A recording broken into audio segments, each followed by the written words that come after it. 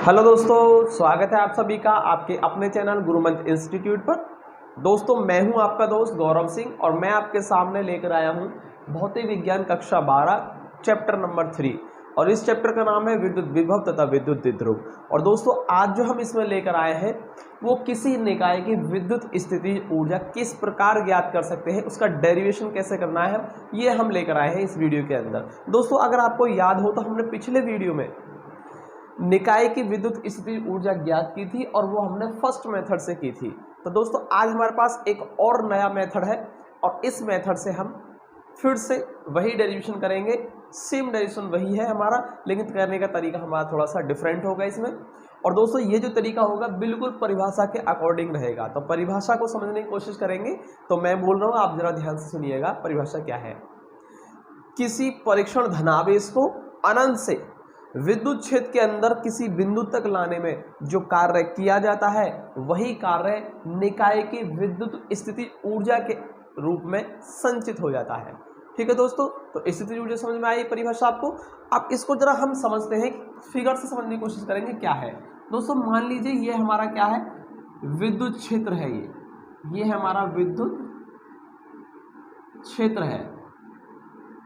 तो इतना जो मैंने दिखाया है ये आपका विद्युत क्षेत्र है और इस विद्युत क्षेत्र के अंदर कोई एक आवेश Q रखा हुआ है जिसके कारण ये विद्युत क्षेत्र उत्पन्न किया गया है। अर्थात हम इसको एक स्रोत आवेश भी कह सकते हैं। तो ये स्रोत आवेश है Q जो कि बिंदु O पर रखा हुआ है। और दोस्तों, इससे स्मॉलर दूरी पर कोई बिंदु हमने ले लिया है P। इस बिंदु पर ही हमें क्या निकालना है, कार्य निकालना है जो कि अनंत से किसी परीक्षण धनावेश को लेकर आएंगे।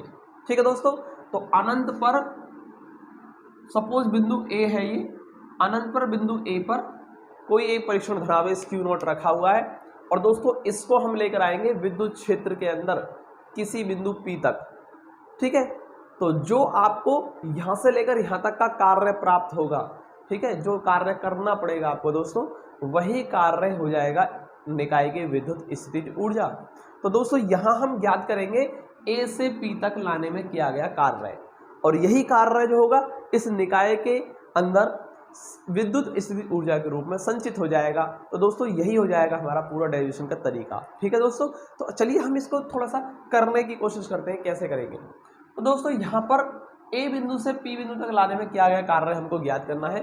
पर हम दोस्तों इस तरीके से नहीं करेंगे, इसको डायरेक्ट हम A से P तक का कार्य नहीं निकालेंगे। सबसे पहले हम एक काम करेंगे दोस्तों, इसको A बिंदु से B बिंदु छोटा सा विस्थापन dx तय करेंगे हम।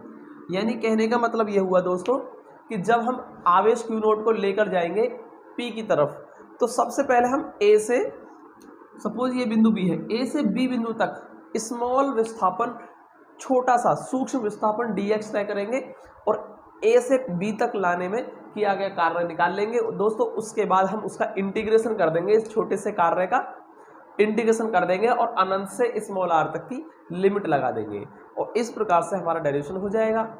अब मान लीजिए दोस्तों, ये कार्य होता क्यों है, इस बात को थोड़ा सा समझने की कोशिश करेंगे कि यहाँ हम कार्य निकालते हैं, क्यों निकालते हैं। दोस्तों, जैसा कि आप जानते हैं ये विद्युत क्षेत्र है, अर्थात यहाँ पर इसके अंदर क्या रखा है, एक आवेश रखा है बिंदु O पर। इस बिंदु O को मैं ऊपर बनाता हूँ। ठीक है दोस्तों, तो ये आवेश रखा हुआ है Q। तो इस आवेश Q के कारण इस Q0 आवेश पर एक बल लगेगा जो कि कैसा रहेगा, प्रतिकर्षण का रहेगा और इस दिशा में लगेगा। तो दोस्तों, हम क्या कर रहे हैं, बल लग रहा है और उसके साथ साथ हम इसमें विस्थापन भी, ठीक है, इसमें विस्थापन भी देख पा रहे हैं। तो दोस्तों, बल के साथ साथ विस्थापन भी हो रहा है, अर्थात यहाँ होगा कार्य। अर्थात हम कह सकते हैं कि जब हम विद्युत क्षेत्र के अंदर इस आवेश को लेकर आएंगे तो हमें इस विद्युत प्रतिकर्षण बल के विरुद्ध कुछ कार्य करना होगा और यही कार्य होता है निकाय की विद्युत स्थिति ऊर्जा। तो दोस्तों, यहाँ कार्य क्यों होता है ये आपको समझ में आया होगा। अब चलिए हम करने की कोशिश करते हैं। सबसे पहले हम एक काम करते हैं, सूक्ष्म विस्थापन जो हुआ है, सूक्ष्म विस्थापन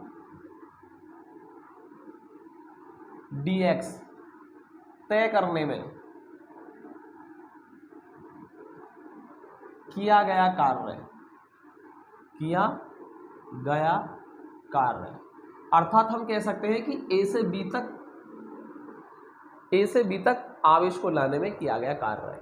ठीक है, अब कार्य देखो, विस्थापन छोटा सा है आपका, सूक्ष्म विस्थापन है, तो कार्य का मान भी क्या होगा, सूक्ष्म होगा, और उसको हम dw से प्रदर्शित कर सकते हैं। तो मान लीजिए dw कार्य हुआ, और कार्य का फॉर्म होता है बल गुणा विस्थापन। विस्थापन कितना हुआ है, dx, बल लग रहा है F, और विस्थापन हुआ है उसमें dx। लेकिन दोस्तों यहाँ पर एक माइनस साइन भी आपको लगाना होगा। ये माइनस साइन जो लगाते हैं हम इसलिए लगाते हैं क्योंकि हमें दिखाई दे रहा है कि बल और विस्थापन एक दूसरे की क्या है, विपरीत दिशा में है। अर्थात हम ऐसा भी कह सकते हैं कि विद्युत प्रतिकर्षण बल, यानी कह सकते हैं कि बल के विरुद्ध कार्य हो रहा है, और विरुद्ध को प्रदर्शित करने के लिए यहाँ पर क्या कर देते हैं, एक माइनस साइन लगा देते हैं। तो dw का मान जो हो जाएगा f इंटू माइनस के ds, माइनस के f इंटू dx, ऐसा भी लिख सकते हैं दोस्तों इसको। अब यहाँ पर दोस्तों हम एक चीज मान लेते हैं कि ये जो आवेश Q है और ये जो आवेश Q नॉट है, इनके बीच में दूरी मान ली हमने क्या है, ये x दूरी है। अर्थात दोनों आवेश एक दूसरे से x दूरी पर रखे हुए हैं, और जब ये आवेश इस पर क्या लगा रहा होगा, प्रतिकर्षण का बल, तो उस बल का मान हम कैसे ज्ञात कर सकते हैं दोस्तों, तो वो हम सदैव कूलाम के नियम से, यानी 1/4 pi epsilon not Q into Q not upon distance का स्क्वायर, जो कि दोनों के बीच में क्या है, x डिस्टेंस है, इसका स्क्वायर, तो इसके बराबर होगा। तो दोस्तों इन दोनों के बीच में जो बल लग रहा होगा, विद्युत प्रतिकर्षण का बल, वो इतना होगा, और इस बल को हम यहाँ पर यूज कर सकते हैं। तो dw हो जाएगा आपका माइनस के f की value 1/4 pi epsilon not Q not by x square और इंटू dx, ऐसा कर सकते हैं। तो dw कितना हो गया दोस्तों, ये इतना आ जाता है। अब यहाँ से दोस्तों हमने सूक्ष्म कार्य निकाल लिया, यानी कि dx विस्थापन तय करने में किया गया कार्य निकाल लिया। दोस्तों हमको क्या करना है, बिंदु A से P तक का कार्य निकालना है टोटल। तो टोटल कार्य के लिए क्या करूँगा मैं, इस जो dw जो मिला है हमें कार्य छोटा सा, इसका मैं कर दूंगा इंटीग्रेशन। और देखिए दोस्तों, A से P तक लाने का मतलब हो गया कि अनंत से कहाँ ला रहे हैं हम, r दूरी तक ला रहे हैं, क्योंकि जो P बिंदु है वो कहाँ है, आवेश से r दूरी पर रखा हुआ है, अर्थात अनंत से r दूरी तक लाने में किया गया कार्य आपको ज्ञात करना है। तो कह सकते हैं कि अतः अनंत से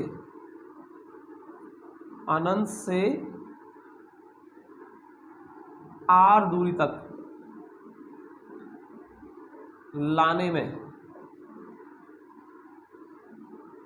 अतः आवेश को कह सकते हैं हम, आवेश को अनंत से r दूरी तक लाने में किया गया कुल कार्य।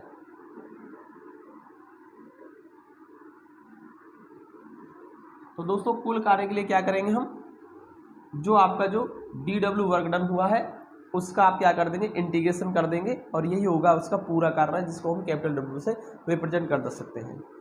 dw की वैल्यू जो है दोस्तों, इसको हम यहाँ से उठाकर यहाँ लिख देंगे, ठीक है, माइनस के 1/4 pi epsilon not Q not by x square into dx। और दोस्तों इसमें हम देख पा रहे हैं कि आवेश जो है ये कैसे है, कांस्टेंट है, यहाँ पर 4 पाई एप्सिलॉन नॉट भी कांस्टेंट है, इन सबको कर देते हैं बाहर। तो कार्य जो हो जाएगा कुल वो हो गया माइनस का 1/4 पाई एप्सिलॉन नॉट, और Q नॉट भी आपका हो गया बाहर, केवल और केवल 1/x स्क्वायर इंटू dx रह जाएगा। और दोस्तों इसको हम ऐसा भी कर सकते हैं, मैं ऊपर से थोड़ा सा रफ कर देता हूँ दोस्तों इसको, ठीक है, स्पेस कम है, थोड़ा सा मैं ऊपर से रफ कर देता हूँ इसको।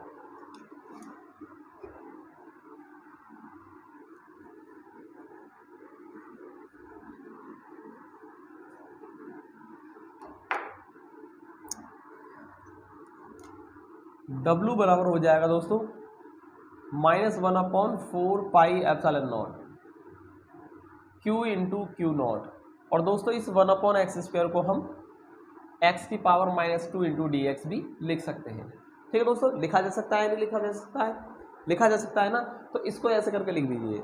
अब यहाँ से हमें ऐसे क्यों लिखा है दोस्तों, क्योंकि हम एक इंटीग्रेशन का फॉर्मूला जानते हैं।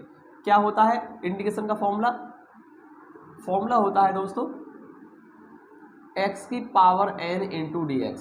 और दोस्तों हम इसको सदैव कैसे लिख सकते हैं, इसको लिख सकते हैं हम x की पावर n+1 अपॉन n+1, यानी कह सकते हैं कि जो x की पावर होती है उस पावर में एक ऐड हो जाता है और सेम इसका डिवाइड नीचे हो जाता है दोस्तों। तो ये एक फॉर्मूला होता है, इसी का हम इसमें यूज कर सकते हैं।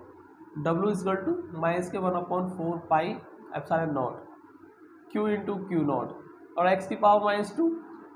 दोस्तों यहाँ देखिए x की पावर n, तो ये जो -2 है वो n का काम करेगा, जो कि फॉर्मूला होता है x की पावर n+1 अपॉन n+1। इस तरीके से हम इसको यूज कर सकते हैं। और दोस्तों हम कहाँ से कहाँ तक ला रहे हैं, अनंत से r तक ला रहे हैं, तो यहाँ इसकी लिमिट भी आपको साथ के साथ रखनी पड़ेगी। ठीक है दोस्तों, ये अनंत से r दूरी तक ला रहे हैं हमने, यहाँ पहले लिखा था कि अनंत से r दूरी तक लाने में किया गया कार्य है, इसलिए ये लिमिट भी हमें साथ के साथ लगानी पड़ेगी। अब दोस्तों इसको हम कर सकते हैं -Q/4πε0 और यहाँ कर सकते हैं x की पावर -1 अपॉन -1 और अनंत से r लिमिट आपकी यहाँ आ गई। ठीक है दोस्तों, अब मैं इसको थोड़ा सा नीचे से और रफ कर देता हूँ।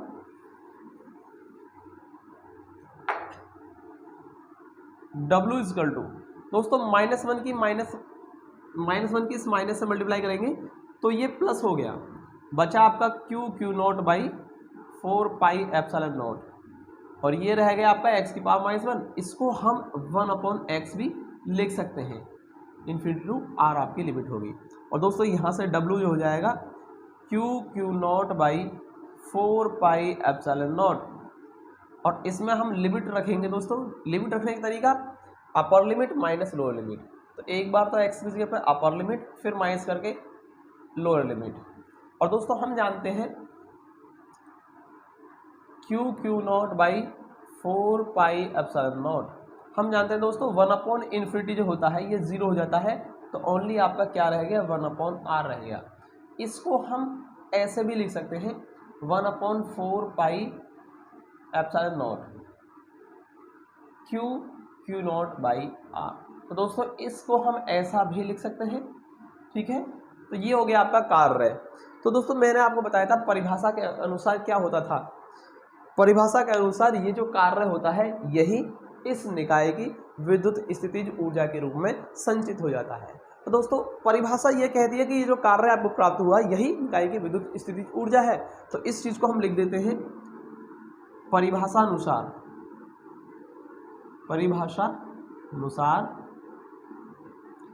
यही कार्य निकाय की विद्युत स्थितिज ऊर्जा कहलाता है। तो दोस्तों ये होगी निकाय की विद्युत स्थितिज ऊर्जा, और विद्युत स्थितिज ऊर्जा को हम U से प्रदर्शित करते हैं। तो इस कार्य को हम U से प्रदर्शित कर सकते हैं क्योंकि ये कार्य ही निकाय की स्थितिज ऊर्जा कहलाता है। तो U = इसे हम 1/4πε0 Q0/r ऐसे भी लिख सकते हैं दोस्तों। और ये क्या है, स्थितिज ऊर्जा है और ऊर्जा का मात्रक क्या होता है दोस्तों, जूल होता है। तो हम इसको जूल भी लिख सकते हैं, ये कार्य भी जूल में होगा, यहाँ भी जूल हो जाएगा। तो इस प्रकार से दोस्तों हमारा ये सेकंड मेथड कंप्लीट हो जाता है। हम दूसरे तरीके से भी निकाल पाए हैं। और दोस्तों ये फॉर्मूला वही आ रहा है जो हमने फर्स्ट मेथड से कराया था। तो दोनों से फॉर्मूला क्या आता है, सेम आता है। ठीक है दोस्तों, बस तरीका जो है वो थोड़ा सा डिफरेंट है। और दोस्तों वो जो तरीका है फर्स्ट वाला, ठीक है, वो भी आसान है, लेकिन ये तरीका मुझे ज़्यादा सिंपल लगता है। आपको कौन सा लग रहा है जरा कमेंट सेक्शन में बताइए कि मेथड फर्स्ट आपको आसान लग रहा है, मेथड सेकंड आपको आसान लग रहा है। दोस्तों जौन सा भी आपको अच्छा लगे वो मेथड आप यूज़ कर सकते हैं, दोनों ही सही है, एक ही दोनों के आंसर आने हैं लास्ट फाइनली। ठीक है दोस्तों, तो चलिए दोस्तों मिलते हैं अगले वीडियो में। अगर वीडियो अच्छा लगा हो तो लाइक करें। मिलते हैं अगले वीडियो में, तब तक के लिए जय हिंद, वंदे मातरम।